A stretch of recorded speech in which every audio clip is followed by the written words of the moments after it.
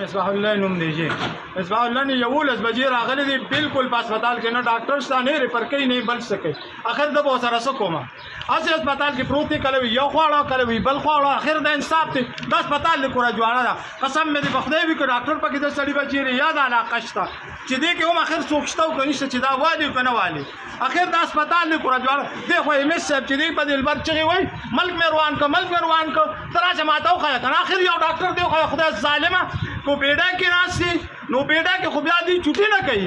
دې کې ناستې وي 3 بجې کېږي 1 بجې هسپتال کې ناستې 11 بجې شي هسپتال کې نه 11 بجو نه تر د 3 بجو پورې نشته دا ظالمه خدای دې تباه او برباد کا څه د سړي بچي کني مریضانو سره بس کې خدای دې تباه او برباد کا د رزیل بچي د هسپتال نه پر جوړه ده